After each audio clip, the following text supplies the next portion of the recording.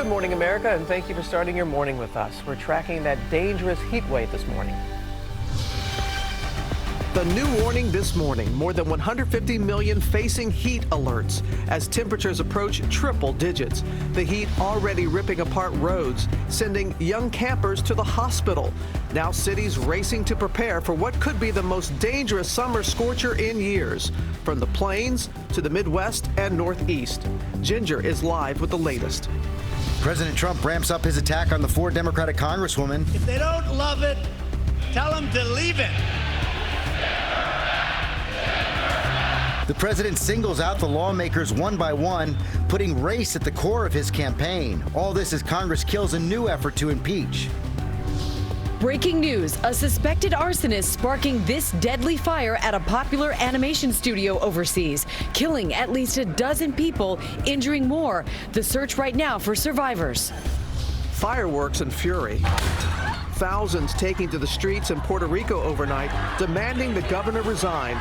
Our correspondent right there as tear gas, pepper spray, and projectiles go flying. Now the famous faces joining the cause. The dropout in court. New images of former billionaire Elizabeth Holmes going before the judge, facing fraud charges and the possibility of 20 years behind bars. FaceApp fears. The new privacy concerns surrounding the popular app. The lawmaker now calling on the FBI to investigate. And swept out to sea, the couple lucky to be alive after they got knocked into the ocean while trying to take photos. The rescue crew who saved them. Live in Times Square, this is Good Morning America. And good morning, America. Hope you're feeling great this morning. I promise I feel better than I sound. Right? Are you feeling better? I do feel better. It's just that summer cold, you know? And it is summer indeed, right? Because it's kind of sexy. Oh, well, yes. Oh, Robin. I'm just saying. Unexpected, Robin, but true. Let's get to the summer temperatures, though. We have a summer scorcher out there. 32 states on alert right now, and it's not just the heat, the humidity is making it so unbearable for millions. You're right about that, Amy. So let's look at the heat index map showing how hot it's going to get. ABC's Alex Perez is starting us off. He's there in Chicago, where it will feel like 100 degrees today, 116 by tomorrow. Alex, good morning. Yeah, that's right, Robin. It is going to be hot. The oppressive heat is even making getting around harder. The metro trains that run along these lines will be moving slower because the excessive heat makes those steel tracks expand, creating problems. It's going to be a rough few days for a big part of the country. This morning, the heat is on as millions prepare to suffer through what could be the most dangerous heat wave in years. Temperatures rising into triple digits, already causing roads to crack open in Kansas and hospitalizing 7 children in Connecticut, all of them suffering from dehydration and heat exhaustion at a summer camp carnival. Some areas in the Northeast bracing for temps to feel almost as hot as Death Valley. It is too hot to be standing here. In the upper Midwest, Milwaukee setting up cooling stations. Here in Chicago in 1995, a heat wave killed more than 700 people. Now emergency rooms are gearing up for an influx of heat-related emergencies. So if someone comes in and we think that it's heat stroke, about 4 or 6 of us will actually put the individual into this ice bucket for about 10 to 15 minutes to get their body temperature down as fast as possible. Dangerous temperatures hitting people who work outside the hardest, like roofer John Weidel, who faces long hours exposed to the sun. Can be a lot hotter up there with the direct sun beating down on us. Even with the excessive heat, authorities say you must limit your time outside the emergency room. Doctor I talked to says if you're drinking water and staying hydrated, you can still fall victim to heat stroke or heat exhaustion. They say the key thing is to make sure that you stay out of the heat and somewhere cool. Robin? All to keep in mind. Alex, thank you. Let's go to Ginger now with the timing and track for this heat. Good morning, Ginger. Hey, good morning to you, Robin. You know, New York City has not seen a 100-degree temperature in 7 years. I think we will get very close on Saturday. It's been 6 years since it was 98 degrees, and I think we're going to do that. So some of the hottest air that we've seen in more than half a decade. 111 the feels like in Des Moines this afternoon. Kansas City 114. We circled the core of the heat. That slides east tomorrow. Chicago gets it. Detroit, Louisville. Of course, Paducah's going to be included there. Watch this because it all moves east through the weekend. I'm tracking the core of the heat because Saturday's when it settles in. Sunday, it doesn't let up much. We're still going to see temperatures in the mid to upper 90s here in the Northeast, but it'll feel like well over 100. We finally get a break by early next week, and then much cooler and drier. George. Thank goodness for that. Okay, Ginger, thanks very much. We're going to move on now to President Trump. Fresh off a raucous rally overnight in North Carolina, right after the House voted to table a resolution on impeachment. It was prompted by Trump's racist attacks on 4 Democratic congresswomen, but the president refused to back down at the rally, ramping up the attacks to chants from the crowd. Our senior national correspondent, Terry Moran, was there. He joins us now from Raleigh, North Carolina. Good morning, Terry. Good morning, George. Well, this was the first big rally the president's had since he began attacking those 4 Democratic congresswomen, igniting a racial and xenophobic firestorm. It was almost as if he was road testing these new themes. Last night, the crowd ate him up. In his first campaign rally following days of attacking 4 Democratic congresswomen, President Trump was met with raucous chants of support. And then there was this moment. Representative Ilhan Omar.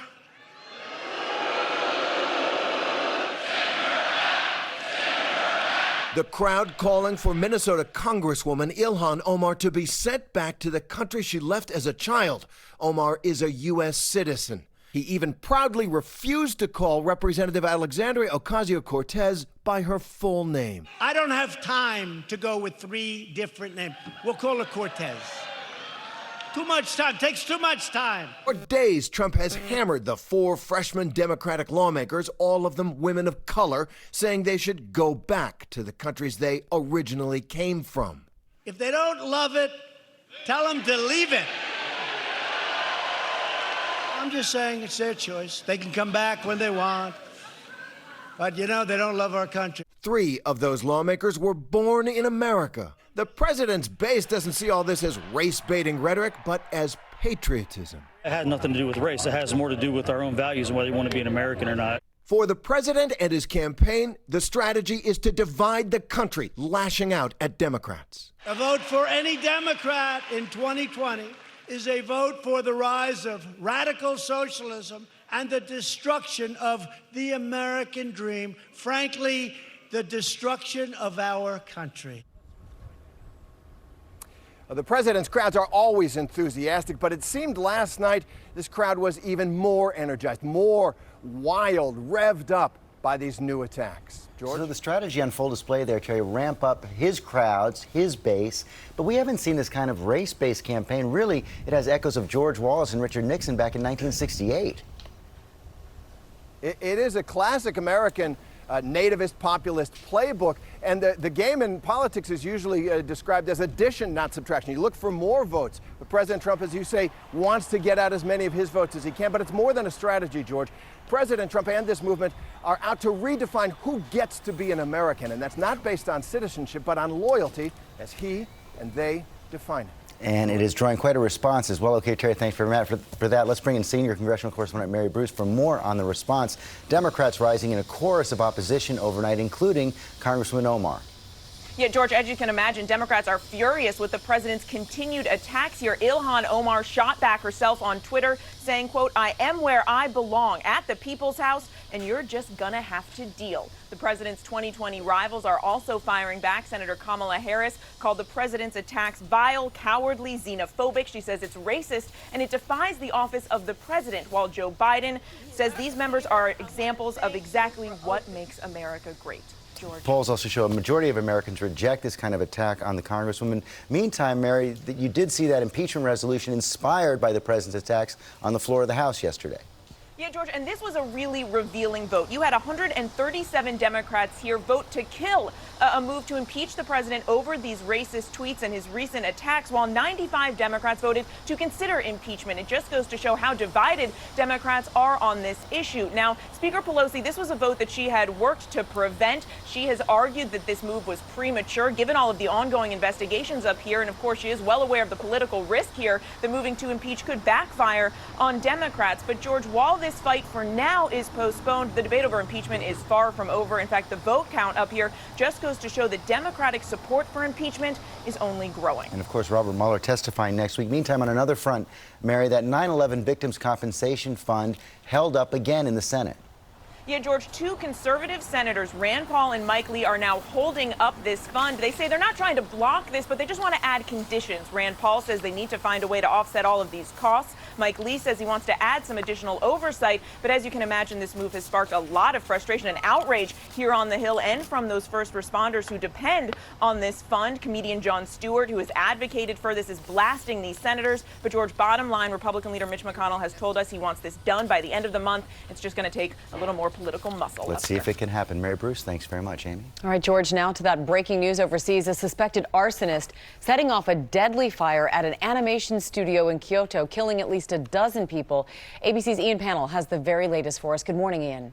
Yeah, good morning, Amy. That's right. Horrific scenes in Japan's ancient capital, Kyoto, today, as this massive blaze leaves at least 23 people confirmed or presumed dead. According to the authorities, a man in his 40s screaming, "You die," burst into the animation studios, spraying some kind of liquid accelerant early Thursday morning, setting the three-story building ablaze. A fire department official says 36 others have been injured, some of them critically. They've found more than 10 people dead on the top floor alone. Some of them collapsed on the stairs leading to the roof.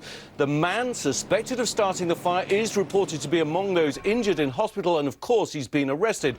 It's not clear, though, if he worked at the studios or had any connection to anyone there, but the firm does make a number of anime films popular in Japan, and this morning the Japanese Prime Minister said the incident is too appalling for words. Robin. So troubling. Ian, thank you. Now to the massive protests erupting in Puerto Rico overnight. Thousands of people taking to the streets, doubling down on their calls for the governor to resign. The protesters getting support from some of the island's most famous faces. Victor Oquendo was there and joins us now from San Juan. Good morning, Victor.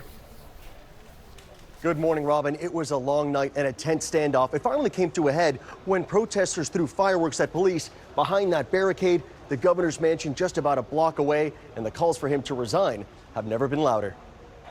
Overnight, thousands of Puerto Ricans flooding the streets, demanding embattled Governor Ricardo Rosselló step down.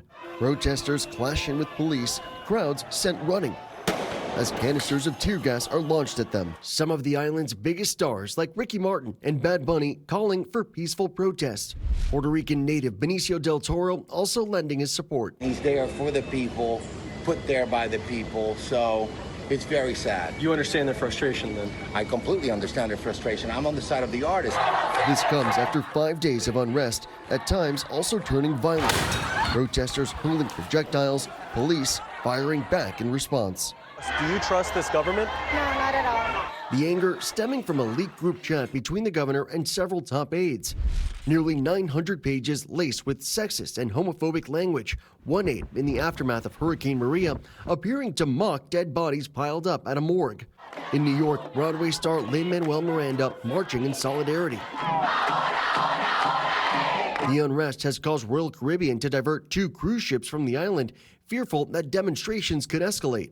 We're in the middle of this march from the Capitol to the governor's mansion. You can hear them chanting, calling for the governor to resign. Several officials have resigned, but Rosselló is defiant, apologizing, but refusing to give up power. The Justice Department here on the island has ordered all 12 people in that group chat to turn over their cell phones. But if you ask the protesters, they'll tell you this is about a lot more than some leaked texts. George? Okay, Victor, thanks. We're in at the latest now in the Jeffrey Epstein scandal. The mega millionaire accused of sex trafficking will appear today in a New York courtroom where a federal judge will let him know if he can leave jail on bail while he fights the charges. Tom Yam is here with us, and you just visited his private island? That's right, George, and good morning to you. We just got back. We spent the last 2 days in St. Thomas getting an up-close look at one of Epstein's private islands, Little St. James. We learned at one point, according to a former employee, Epstein wanted to change the name to Little St. Jeff's. That former employee says he had to stop working there because of all the strange things he was witnessing, from seeing photos of topless women in nearly every room to seeing topless women walking around. The one common theme, they all looked very young. As Jeffrey Epstein sits in jail waiting to learn if a judge will grant him bail today, a former employee tells ABC News he must be going crazy being locked up. Just over my shoulder is one of Jeffrey Epstein's private islands. I spoke to the contract worker who spent 6 years beginning in 1999 installing telecommunications on the Caribbean compound. He says Epstein was very controlling and particular about the way he lived. Can we talk to you? We tried speaking to employees on the island, which is still operating, but they did not want to talk to us. A former employee says what he saw inside was disturbing.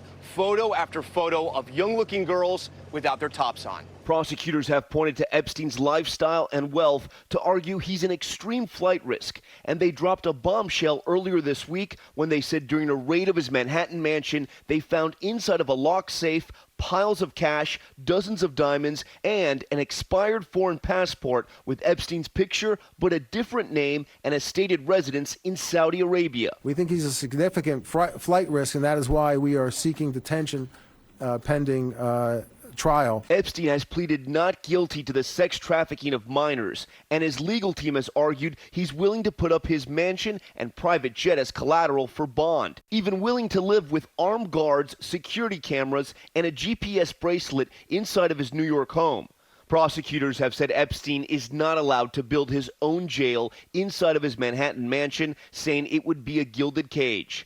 And President Trump, a one-time associate, has tried to distance himself from Jeffrey Epstein. I wasn't a big fan of Jeffrey Epstein, that I can tell you. NBC released a video from 1992 from one of their talk shows showing Epstein and Trump laughing and enjoying themselves. The president has said he had a falling out with Epstein 15 years ago, and the Trump Organization says Epstein was banned from Mar-a-Lago.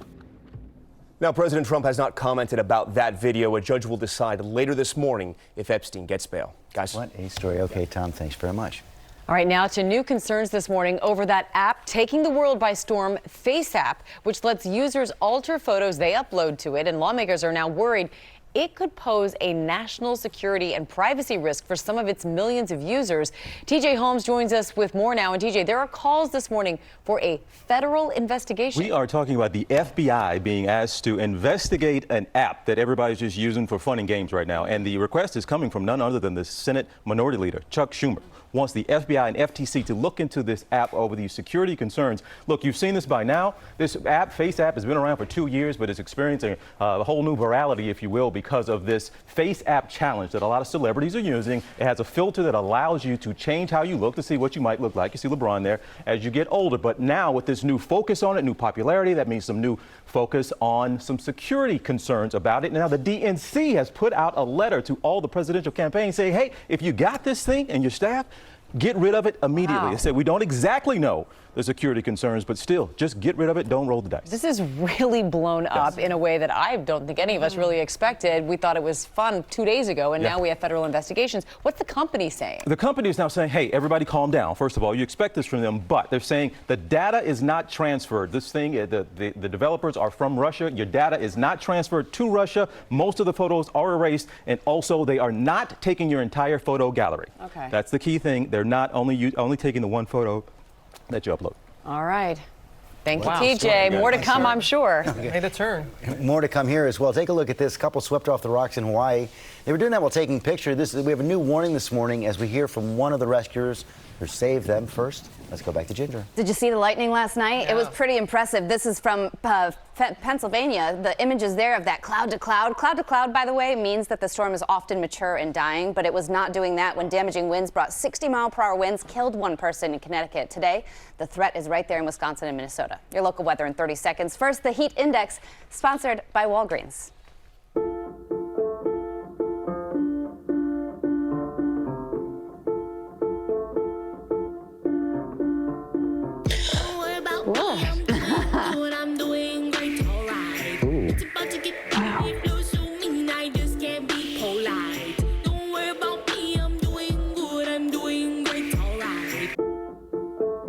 Walgreens, save your skin today.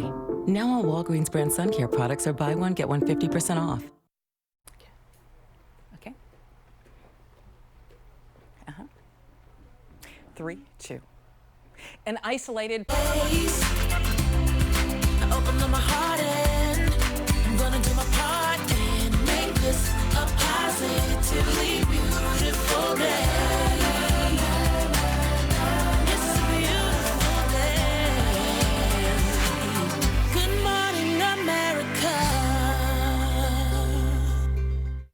Happy Friday Eve. We'll be right back.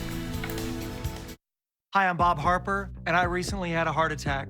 It changed my life, but I'm a survivor. After my heart attack, my doctor prescribed Brilinta. It's for people who have been hospitalized for a heart attack. Brilinta is taken